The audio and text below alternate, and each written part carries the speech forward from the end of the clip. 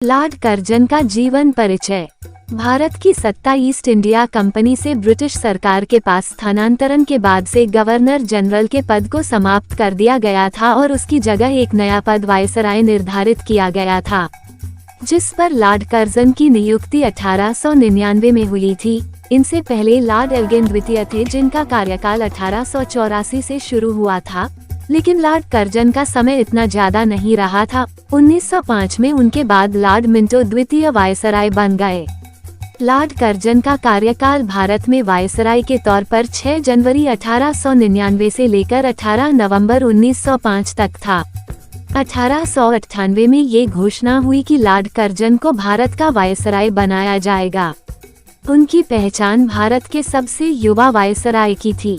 उस समय queen Victoria के लिए भारत सबसे महत्वपूर्ण उपनिवेश था, इसलिए कर्जन की यहाँ नियुक्ति उसकी उपलब्धि थी। उस समय भारत अकाल, प्लेग और मलेरिया जैसी समस्याओं से जूझ रहा था। लॉर्ड कर्जन का पूरा नाम जॉर्ज नथानिएल कर्जन था। उन्हें मार्क्वेस कर्जन भी कहा जाता था। इनका जन्म 11 जनवरी 1859 में इंग्लैंड के डर्बीशायर के कैडलिस्टन में हुआ था। लॉर्ड कर्जन ने 22 अप्रैल 1895 को वाशिंगटन में शिकागो के अमीर व्यक्ति एडोल्फ की बेटी मैरी विक्टोरिया लीटर से शादी की थी। उनके पिता का नाम बेरोन स्कार्सडाले था, जिनके चौथे पुत्र कर्जन थे। बचपन में कर्जन के अभिभावकों ने ज्यादा ध्यान नहीं दिया था। उनकी परवरिश भी गवर्नेस ने की थी, जिसे कर्जन क्रूर मानते थे। ईटन में अपनी पढ़ाई के दौरान उन्हें शिक्षक पसंद नहीं करते थे, लेकिन उन्होंने फ्रेंच, इटालियन और इतिहास जैसे विषयों में इनाम जीतकर सबको चकित कर दिया। लॉर्ड कर्जन द्वारा किए गए सुधार कार्य। लॉर्ड कर्जन ने भारत के हित में काफी कार्य करने की कोशिश की, लेकिन उसकी बनाई नीतियां भारतीयों को कुछ खास पसंद नहीं आई, जिसके कारण देश में असंतोष की लहर फैल गई थी। इसलिए ही उसे सबसे कुख्यात वायसराय माना गया और उसके कार्यकाल को कर्जनशाही कहा गया। विभिन्न क्षेत्रों में कर्जन द्वारा किए गए सुधार निम्न है। पुलिस विभाग। तत्कालीन भारत के प्रत्येक प्रांत में पुलिस प्रशासन को सख्त करते हुए इसकी पूछताछ के लिए सर एंड्रू फ्राजर की अध्यक्षता में एक पुलिस कमीशन नियुक्त किया गया था। इन्होंने अपनी रिपोर्ट में पुलिस बल को प्रशिक्षण से दूर, प्रशिक्षण और संगठन में भ्रष्ट और दमनकारी बताया। इस तरह कमीशन ने सभी प्रांतों में पुलिस बल की वेतन और ताकत में वृद्धि की सिफारिश की। केंद्र में और कुछ प्रांतों में आपराधिक खुफिया विभाग बनाने का प्रस्ताव भी रखा। शिक्षा विभाग। भारत में उस समय यूनिवर्सिटी में अंग्रेजों के खिलाफ माहौल बनने लगा था, इसलिए लॉर्ड कर्जन ने रॉली कमीशन बनाया। इस कमीशन में सैयद हुसैन बेलग्रामी नाम का केवल एक भारतीय सदस्य था।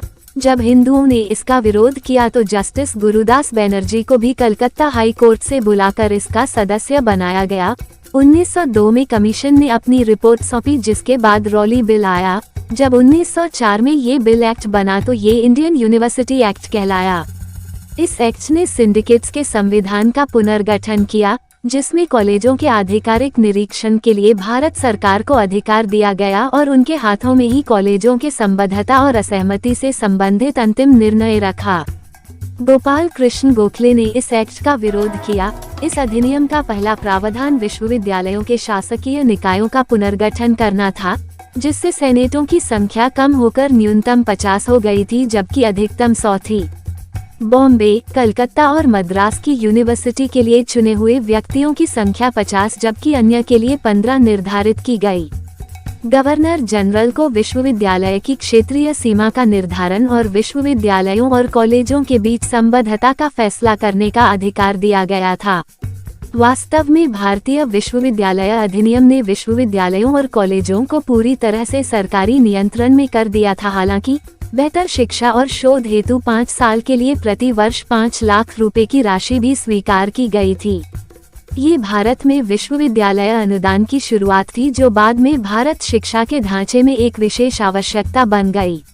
रेलवे विभाग। कर्जन ने भारत में रेलवे सुविधाओं में सुधार करने के लिए महत्वपूर्ण फैसले लिए। उन्होंने 1901 में सर रॉबर्टसन की अध्यक्षता में एक रेलवे कमीशन नियुक्त किया। इस आयोग ने 2 साल बाद अपनी रिपोर्ट जमा की, जिसकी सभी सिफारिशें कर्जन ने स्वीकार की। इन सबसे भारत में रेलवे का विकास हुआ। रेलवे विभाग को समाप्त कर दिया गया और रेलवे के प्रबंधन को सार्वजनिक कार्य विभाग के हाथों से हटाकर एक नया रेलवे बोर्ड बनाकर उसको सौंप दिया गया, जिसमें 3 सदस्य निर्धारित किए गए। हालांकि रेलवे विभाग वाणिज्यिक आधार पर बनाया गया था, जिससे आर्थिक लाभ प्राप्त करना ही इसका प्राथमिक उद्देश्य था। आर्थिक विकास, आर्थिक सुधार कार्यों के अंतर्गत फैमिन कमीशन, कृषि के लिए, मुद्रास्फीति के लिए जैसे कुछ महत्वपूर्ण कमीशन स्थापित किए गए। कृषि के क्षेत्र और पशुधन के रख रखाव में सुधार और खेती के लिए नए नए वैज्ञानिक तरीकों के आविष्कार के लिए भी एक शाही कृषि विभाग स्थापित करने जैसे महत्वपूर्ण कार्यों के अलावा वाणिज्य और उद्योग संबंधित विभाग भी स्थापित किया गया था।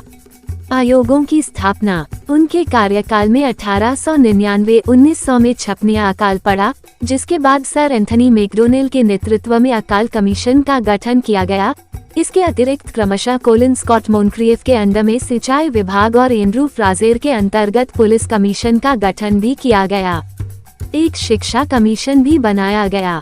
1904 में इंडियन यूनिवर्सिटी एक्ट लागू होना, 1902 में लैंड रिजोल्यूशन, 1900 में पंजाब भूमि अलगाव अधिनियम, कृषि और वाणिज्य के शाही विभागों की स्थापना, इंडस्ट्री, भारतीय सिक्का और पेपर मुद्रा अधिनियम 1899 में क्वेटा में आर्मी ऑफिसर के लिए training college, Calcutta corporation act 1899 में प्राचीन स्मारक संरक्षक अधिनियम, 1904 में तिब्बत में सैन्य अभियान, चुम्बी घाटी का व्यवसाय और बंगाल का विभाजन जैसे महत्वपूर्ण कार्य भी उनके कार्यकाल में हुए। कलकत्ता अधिनियम, वायसराय ने 1899 में कलकत्ता निगम अधिनियम लागू किया, जिसके कारण निगम में निर्वाचित सदस्यों की ताकत कम हो गई और आधिकारिक सदस्यों की संख्या में बढ़ गई। कर्जन ने कलकत्ता निगम में भी भारतीयों के खिलाफ अंग्रेजी लोगों को अधिक महत्व देते हुए पद दिए। कर्जन के भारत विरोधी नीतियों के खिलाफ भारतीय सदस्यों में नाराजगी बने लगी। बंगाल विभाजन, 4 जुलाई 1905 को बंगाल का विभाजन 2 प्रांतों में हुआ। हालांकि कर्जन ने प्रशासनिक स्तर पर अपनी कार्रवाई को उचित ठहराया, लेकिन इस विभाजन ने बंगाल में हिंदुओं और मुसलमानों को विभाजित कर दिया। पूरे देश में विभाजन के विरोध में आंदोलन हुआ। कर्जन से जुड़े रोचक तथ्य: 1. लॉर्ड कर्जन को प्राचीन और पुरातत्व संबंधित वस्तुओं का काफी शौक था, इसलिए वो अपना समय प्राचीन स्थलों बिताते थे और पुरातात्विक चीजों की देखरेख के लिए समय के साथ निजी धन और सरकारी धन भी लगाते थे। 2. देश की अमूल्य धरोहर ताजमहल में मुमताज के मकबरे के पास लटकता कांसे का लैंप लॉर्ड कर्जन ने ही दिया है। 3. लॉर्ड कर्जन वो पहले व्यक्ति थे जिन्होंने भारत में एग्रीकल्चर के लिए रिसर्च एंड डेवलपमेंट विभाग की स्थापना की। आज ये विभाग बिहार में प्यूसा इंस्टीट्यूट के नाम से स्थित है। 4. इसके अलावा उन्होंने भारत में कोऑपरेटिव बैंक भी स्थापित किए। लॉर्ड कर्जन की मृत्यु 9 मार्च 1925 को कर्जन का किसी समस्या के कारण ऑपरेशन हुआ था, जिसके कुछ दिनों बाद ब्लीडिंग के कारण लंदन में 20 मार्च 1925 को उनको देहांत हो गया। कर्जन के नाम पर धरोहर। 1. उत्तर प्रदेश के इलाहाबाद में लॉर्ड कर्जन के नाम पर एक पुल है और कलकत्ता के विक्टोरिया मेमोरियल हॉल में उनकी प्रतिमा लगी हुई है। 2. इसके अलावा लंदन में भी उनका एक स्मारक बना हुआ है। 3. कुंवारी पास को लॉर्ड कर्जन ट्रेल भी कहा जाता है, जो कि ट्रैकिंग करने वाले भारतीयों और विदेशियों के बीच काफी लोकप्रिय है। 1905 में जब लॉर्ड कर्जन यहाँ कुंवारी पास आए तब उन्होंने इससे आगे ट्रैक बनवाया, जिसे कर्जन ट्रेल कहा जाता है। लॉर्ड कर्जन ने भी अन्य वायसराय की तरह भारत में काफी सुधार कार्य किए थे और इसके लिए परिवर्तन की नीतियां लाए थे। इसी कारण उस दौरान बदलते भारत में उनका महत्वपूर्ण योगदान माना जा सकता है।